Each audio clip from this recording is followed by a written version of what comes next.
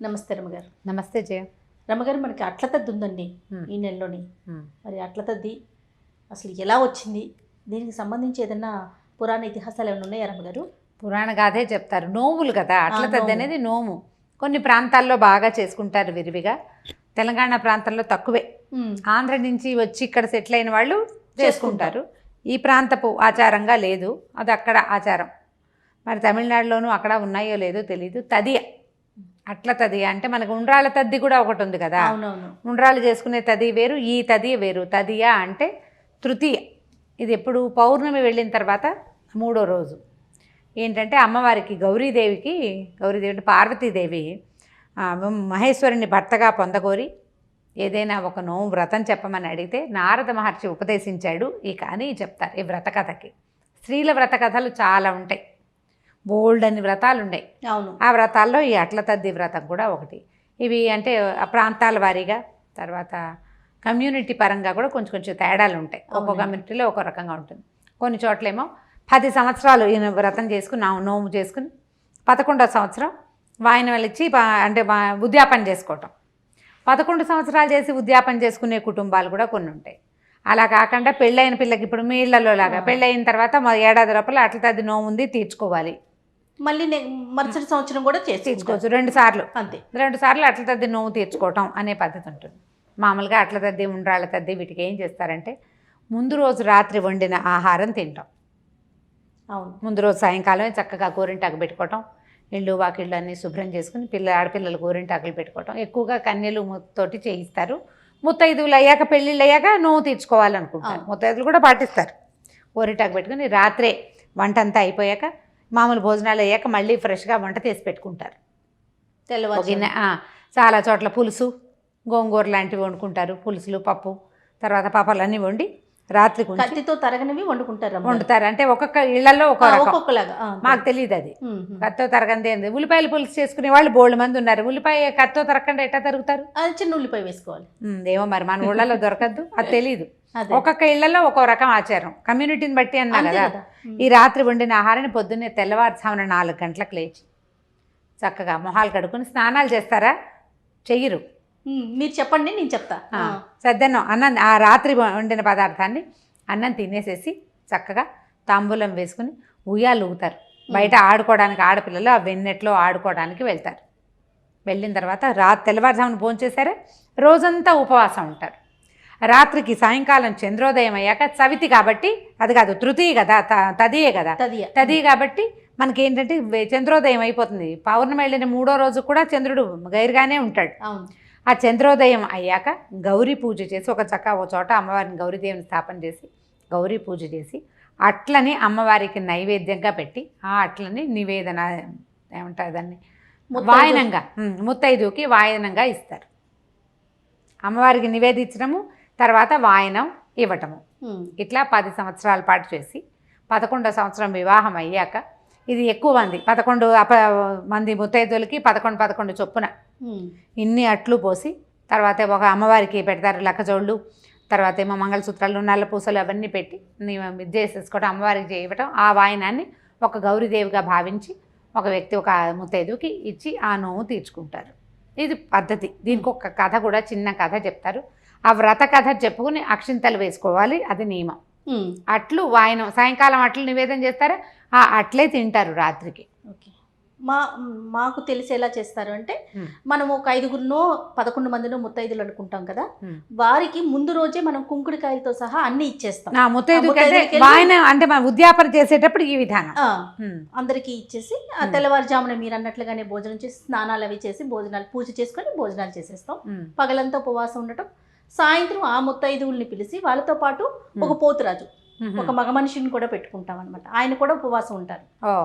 ఆయన్ని కూడా కూర్చోబెట్టి 5గురు అంటే 5గురు, 11 అంటే 11, అందరికి వాయనం మంచానికి అటు ఇటు కూర్చొని వాయనం ఇచ్చినమ్మ వాయన పుచ్చుకున్నానమ్మ వాయనం అని చెప్పేసి వాయనం ఇప్పిస్తారనమాట. అదే ఇవన్నీ ఏంటంటే ప్రాంతాలను బట్టి, కమ్యూనిటీలను బట్టి కూడా మారిపోతుంది. ఇందులో చాలా సూక్ష్మంగా ఉన్న వ్యవహారం ఏంటంటే, అట్లు అనగానే ఏం చేస్తారు, మినపప్పు, బియ్యం, మినుములు రాహువు యొక్క గింజలు, బియ్యము చంద్రగ్రహానికి సంబంధించిన వస్తువు. ఈ రెండిటితో చేసిన అట్లు కుజగ్రహానికి అత్యంత ప్రీతట. ఓకే. కుజుడికి ప్రీతి కాబట్టి ఈ కుజగ్రహానికి అనుగ్రహం వచ్చేలాగా ఈ అట్లని అమ్మవారికి ఇవ్వటము, చూపించటము, మనం భోజనం చేయటము, ఎవరికైనా ఇవ్వటము వల్ల ఏమవుతుంది, కుజగ్రహ శాంతి జరిగి కుజదోషపు ఇబ్బందులు ఏమైనా ఉంటే వివాహము సంతానము ఈ రెండిటికి గర్భధారణకి వచ్చే ఇబ్బందులు కుజుడి వల్ల వస్తాయంటారు. అందుకని ఈ ఇవ్వడం వల్ల కుజుడు శాంతిస్తాడని, వివాహం తొందరగా అవుతుందని ఒకటి. వివాహం కాని వాళ్ళకి గర్భధారణలో ఇబ్బందులు ఉంటే కనుక గర్భదోషాలు తొలగిపోతాయని ఈ పని చెప్తారనమాట. ఈ అట్లు వాయనం ఇవ్వటం వల్ల గర్భానికి సంబంధించిన దోషాలు ఏమైనా ఉంటే, ఋతువుల్లో వచ్చే సమస్యలు కూడా, ఋతువులో వచ్చే ప్రాబ్లమ్స్ వల్లే కదా గర్భధారణలో సమస్యలు, ఈ సమస్యల నుంచి తప్పుకోవటం కోసం ఇది చేయాలని చెప్తారు. ఇది సుదీర్ఘకాలం చేసే వ్రతమే. ఇళ్లలో ఉంటే, ఎవరింట్లో ఉంటే వాళ్ళు ఒకవేళ పెళ్లికి ముందు చేసే అలవాటు లేదనుకో, పెళ్ళైన తర్వాత అట్ల తద్ది నోవులు ఉన్నాయని ఆ నోవులు ఈ రోజున తీర్చుకోవటం, ఉద్యాపన చేసుకోవటం. దీనికి ఒక చిత్రమైన చిన్న కథ చెప్తారు. ఓసారి ఓ రాజుగారి అమ్మాయి, మంత్రి గారి అమ్మాయి, పురోహితుడి గారి అమ్మాయి, సైన్యాధిపతి అమ్మాయి, నలుగురు అమ్మాయిలు అట్ల తద్ది నోవు నోచుకున్నారు. అట్ల తద్ది నోవు నోస్తే మంచి అందమైన మొగుడు వస్తాడని శాస్త్రం. అందమైన భర్త తప్పించాలంటే అట్ల తద్ది నోవు నోచుకోవాలి అని. అయితే పగలల్లా ఉపవాసం ఉండాలి. సాయంకాలం ఎప్పుడు చేస్తారు, చంద్రోదయం అయ్యాక ఉమాదేవిని, గౌరీదేవిని పూజ చేస్తారు. ఉమాచంద్రోదయ వ్రతం దాని పేరే అది, ఉమా చంద్రోదయము కలిపి. అయితే ఏమైంది, సాయంత్రం 4:30, 5 అయ్యేసరికల్లా వాళ్ళు కొంచెం మబ్బు బట్టి కొంచెం చంద్రోదయం ఆలస్యమైంది. మిగిలిన అమ్మాయిలు బాగానే ఉన్నారు కానీ రాజకుమారి కొంచెం సుకుమారి కాబట్టి ఈవిడ నీరసపడిపోతుందని రాజుగారి అబ్బాయి ఒక అద్దం చూపించి, అద్దంలో తెల్లటి వస్తువు ప్రతిబింబించేలాగా ఉండి, చంద్రోదయం అయింది అమ్మాయి, ఏదైనా నువ్వు తినేయమని తినిపించేసేట చెల్లెలతోటి, చెల్లెల మీద ప్రేమతో. తర్వాత కాలంలో వివాహం అయితే మిగిలిన 3 అమ్మాయిలకి చక్కగా నవయువకులు, అందమైన వాళ్ళు పెళ్లి కొడుకులు వస్తే ఈ అమ్మాయికి వృద్ధ పెళ్లి కొడుకు వచ్చాడు.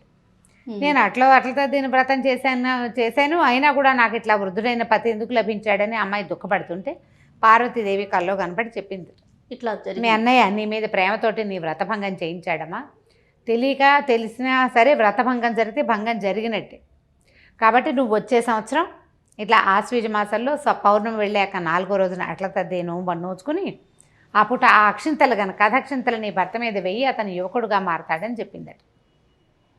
అప్పుడు మరుసటి సంవత్సరం ఆవిడ నువ్వు నోచుకుని అక్షింతలు వేస్తే భర్త వృద్ధుడి నుంచి యువకుడుగా మారాడు. అదే మనిషి యంగ్గా మారాడనమాట. ఈ కథను చెప్పుకుని అక్షింతలు వేసుకోవాలని చెప్తారు.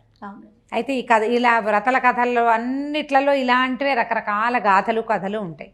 ఇవి ఎక్కడి నుంచి వచ్చాయి అది మనకు తెలియదు, కానీ ప్రధానమైంది నేను ఇంకొక పాయింట్ ఇందులో నాకు అర్థమవుతుంది. అది ఏంటంటే ఈ ఆశ్వేజ మాసంలో తెల్లవారుఛామున లేవటం, అభోజనంగా ఉండటం, ఈ 2 చాలా మంచివి ఆరోగ్యానికి చాలా మంచిది. తెల్లవారుజామున లేచి ఆ వెన్నెట్లో లేత వెలుగులో తదినాడు అసలు అర్ధరాత్రి తర్వాత చంద్రుడు ఎంత బాగుంటాడో ఆ వెన్నెల్లో ఆడడం, ఉయ్యాలుగటం కూడా ఆరోగ్యానికి చాలా మంచిది. అవన్నీ మానసికమైన ఉల్లాసాన్ని కలిగిస్తాయి. చంద్రుడి కాంతిలో అలా ఆడుకోవటం మంచిది. అది స్త్రీల తాలూకు మానసికమైన ప్రశాంతతకి కారణమవుతుంది. తర్వాత ఆ రోజంతా ఉపవాసం ఉండటానికి ఇదొక ప్రక్రియ. పాత పద్ధతులే అయినా కూడా ఇందులో ఆరోగ్యానికి ఉపకరించే పద్ధతులు ఉన్నాయి కదా. చక్కగా అందరు గ్రూప్గా ఒక చోట కలిసి ఉండటం, కలిసిమెలిసి వ్రతం చేసుకోవటము, ఇవన్నీ మంచి పద్ధతులు కదా. వాటన్నిటినీ ప్రోత్సహిస్తారు. తర్వాత దానం చేయటము, వ్రతాలన్నిట్లలో దానాలే ఉంటాయి కదా.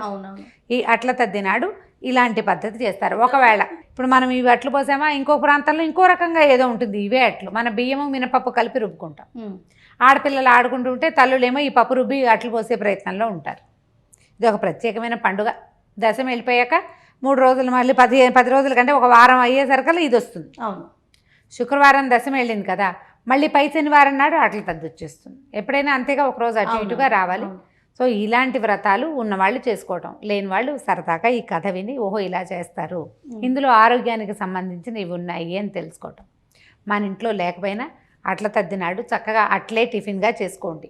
దోశలే అదే కదా, టిఫిన్గా చేసుకోండి. ఈ తదినాడు కనుక ఈ అట్లు లాంటివి తింటే ఎవరికైనా అవి చేసి పెట్టినా కూడా ఎంతో కొంత కుజగ్రహ శాంతి జరుగుతుందని చెప్పబడుతుంది. నోముగా లేకపోయినా సరదాగా అయినా చక్కగా చేసుకోవచ్చు. పొద్దున్నే బియ్యం రుబ్బేసి బియ్యం మినపప్పు నానబెట్టి సాయంకాలం 4 గంటలకు రుబ్బినా 6 గంటలకు అట్లా వేసుకోవచ్చు. ఫ్రెండ్స్ నలుగురు కలిసి చక్కగా అట్లనే పంచుకొని తినచ్చు. వెన్నెట్లో అట్లు తింటాం, చాలా మంచి ఎక్స్పీరియన్స్. తప్పకుండా రమ్య గారు. నమస్తే అండి. నమస్తే జయ.